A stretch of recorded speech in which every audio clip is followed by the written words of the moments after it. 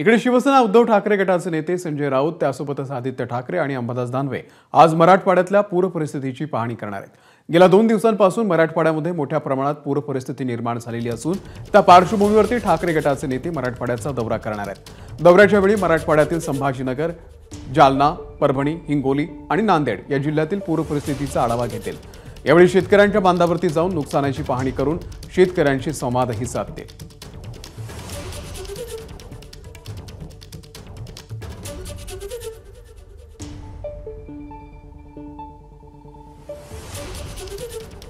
तर ठाकरे गटाचे महत्त्वाचे नेते आज मराठवाड्यातल्या पूर परिस्थितीची पाहणी करणार आहेत।